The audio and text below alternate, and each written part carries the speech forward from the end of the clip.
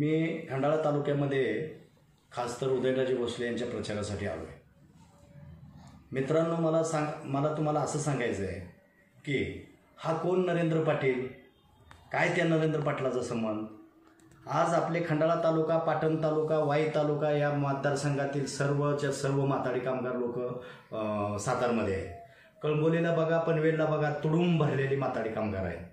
ह्या माथाडी कामगारांच्या टाळूवरचं लोणी खाणारा हा नरेंद्र पाटील. मी फार त्याला जवळनं ओळखतो. नंबर काढून देण्यासाठी, माथाडी कामगाराचा नंबर काढून देण्यासाठी ह्यानं 2-2, 3-3 लाख रुपये मागावेत, 3-3 लाख रुपये घ्यावेत.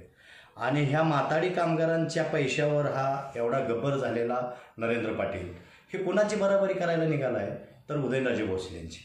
मित्रांनो, मला असं सांगायचं आहे, उदयनराजे भोसलेंच्या नकाची सर ह्याला येऊ शकत नाही.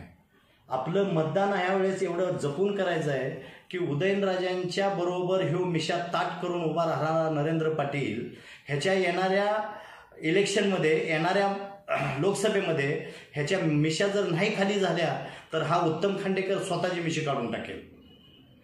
मित्रांनो, हा माणूस माथाडी कामगाराकडून त्यांच्या टाळूचं लोणी खाणारा हे उदयनराजेंची बराबरी करायला निघाला आहे.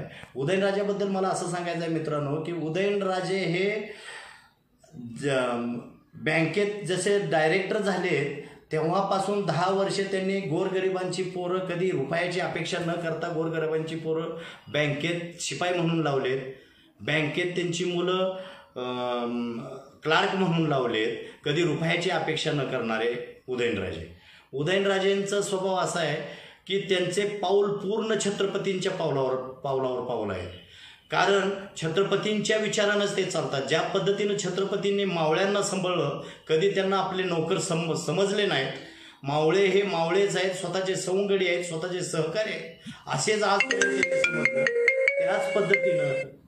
त्याच पद्धतीनं उदयनराजे आता आपल्या सवंगड्याला समजत आहेत. कधी ते सेवक म्हणत नाहीत, माझा मित्र म्हणून संबोधित देतात.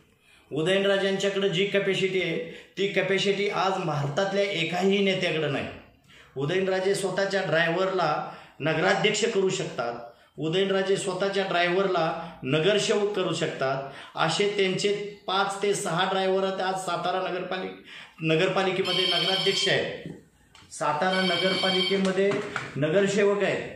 असा उदयनराजेंचा स्वभाव आहे. उदयनराजेंनी तर स्वतःच्या घरात काम करणारी महिला, राजमातांच्या बरोबर असणारी महिला सातारा नगरपालिकेमध्ये जनतेतून निवडून आणून तिला नगराध्यक्ष पदावर खुर्चीवर बसवणारे हे उदयनराजे.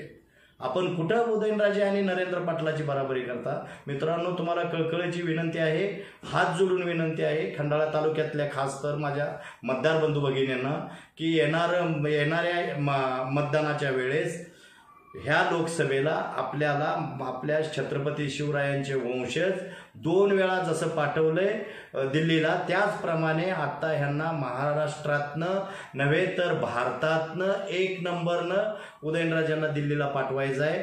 तेच आपल्याला सगळ्यांना छत्रपतीच्या विचाराला खरोखर आपण मानतो असं ठरलं.